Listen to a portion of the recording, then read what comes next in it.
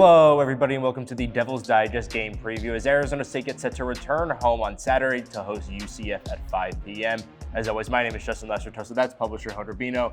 And Hode, coming off a big win against Oklahoma State, clinching bowl eligibility, Kenny Dillingham sort of said that ASU's playing with house money and now is sort of less pressure on them to really achieve that feat. Do you think that sort of relieves some of that pressure, makes things easier going into Saturday?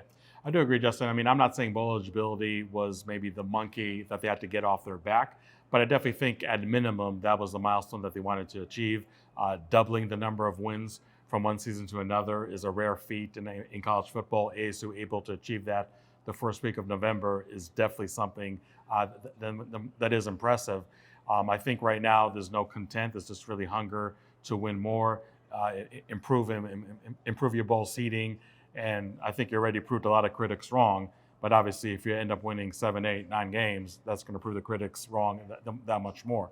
I think ASU is definitely coming here with good momentum. They're coming back home, a place where they played very, very well. This is the second to last home game for ASU. And I think just when you look at the macro picture, they knew going into the month of November that they have not 4 but 5 games. That's a rarity too. 3 of those games on the road. And here's ASU. Not only winning on the road, but the largest margin of victory in Big 12 play did happen last weekend at Stillwater. So I think that ASU right now is definitely not a team that's content.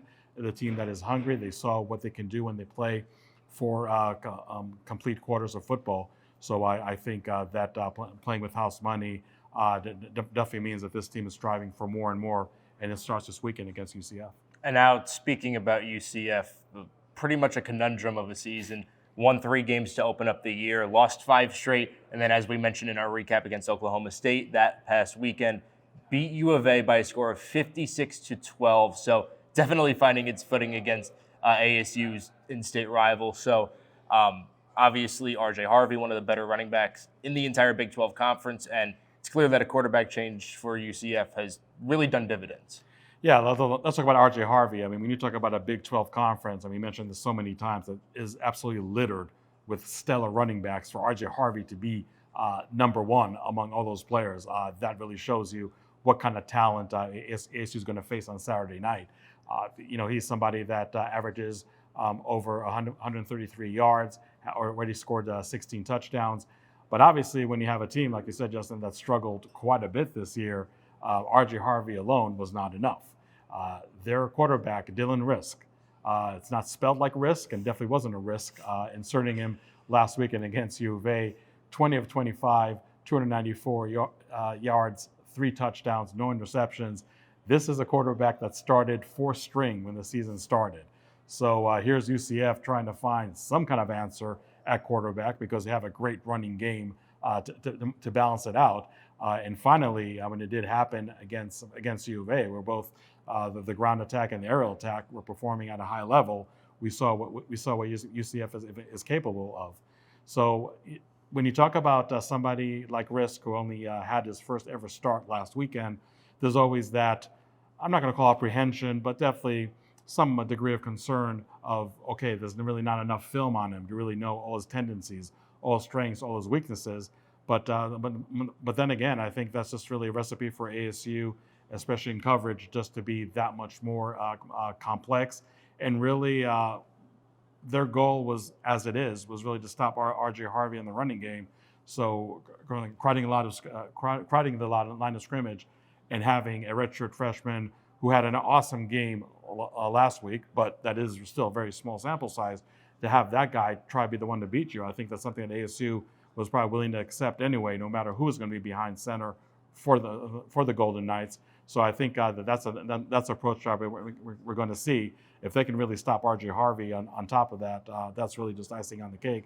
But I think first and foremost, making sure that Dylan Risk does prove that the game last week was an aberration and maybe not a preview of what we're going to see on Saturday night. Yeah, and for ASU, no Keyshawn Elliott, just to add. So that'll be an interesting thing to watch. And also, Cam Scadaboo still listed as doubtful. And UCF boasts the 3rd best run defense in the entire conference, but it's clear that the Achilles heel is that area you'll attack, ranked 13th in the Big 12. So Do you think that sort of opens things up for Sam Levitt, Jordan Tyson, and the rest of the receiving room? Yeah, I think it really should. I mean, it's not that if Cam Scadabo is going to be in the lineup, that I don't expect ASU to utilize him that much. I mean, maybe because of health issues, but I think just in terms of the ground attack, I don't think it's going to be really a dramatic shift unless the game progression really actually does call for that.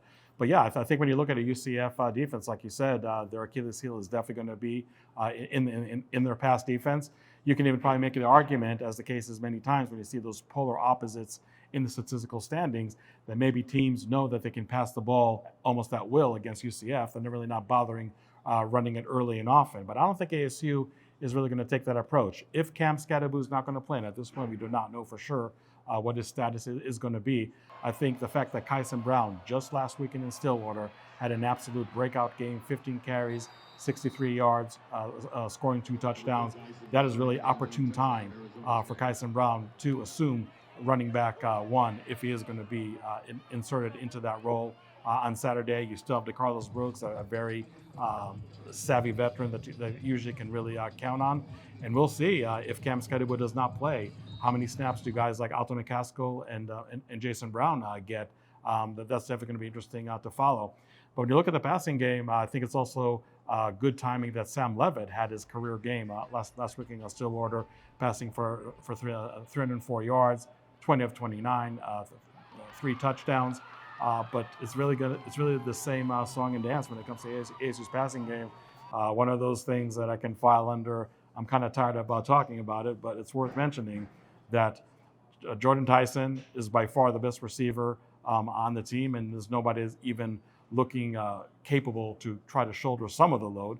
And Shimon Mateer at tight end is absolute a godsend in terms of a post-spring addition to the team because he's somebody that more often than not, when he's targeted, he will actually make plays.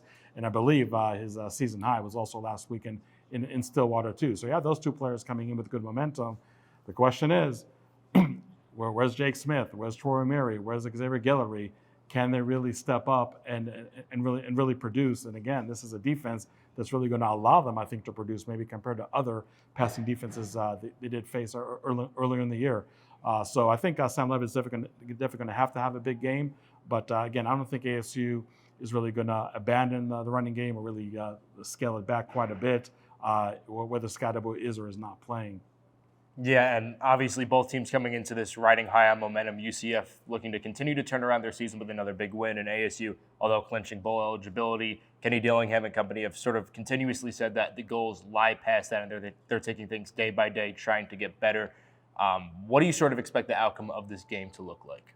Yeah, I mean, I think both teams are definitely riding high. I mean, UCF feels after what happened last week against Arizona that maybe they finally able to turn the corner. ASU finally winning a game on the road, getting bowl eligibility. That they're really coming in with their own buzz into this game. The depth of Arizona State is obviously going to be tested if both Cam Scadabo and linebacker Keyshawn Elliott, again facing the best running back in the Big 12. If both of those guys are going to miss the game, and we know Elliott for sure, Scadabo is still, I guess, TBD. That's where the depth for ASU is really going to have to be tested. Now, we saw what Caleb McCullough did against Utah, where Keyshawn Elliott did not play the first half due to a targeting penalty. And not that Utah's running game is at the same level of UCF, but it's definitely one aspect of their offense that has performed fairly well all season. And when Caleb McCullough has his career game with 12 tackles, 2 interceptions to boot in that game, then I think you should not be too worried about the depth over there at linebacker. And again, when you look at running back, I think the fact that Kyson Brown had his own career game last weekend, if he is going to be the starting running back on Saturday, I don't see a massive drop-off. Nobody's going to be Cam Scadabo. We do acknowledge that, but I don't think the drop-off is going to be as dramatic as people think it's going to be. And just like we talked about a couple of minutes ago, if this is a pass defense that's very, very susceptible for big gains, then Sam Levitt, coming off his own career game, I think is in a real good spot to really maybe take this passing game even to a higher level, because I think the opponent is going to allow for it. I guess when you just look at the body of work of both teams all throughout the season, again, both of them coming in with their own measure of momentum, I still think you have to give the advantage to ASU. This is the ASU team that plays much better at home. even though they turned in quite the performance in Stillwater last Saturday. I think ASU is going to win this game. If Cam Scatterby doesn't play, it might take the sting a little out of the offense, but I still see the Sun Devils winning this game 31-24. Well, thank you, Hode, for all your insight. We'll be here in Tempe to catch all the action, so to stay tuned on all the coverage, go to DevilsDigest.com. Follow Devils Digest on Twitter at Devils Digest. We'll talk to you guys soon. Thanks for watching.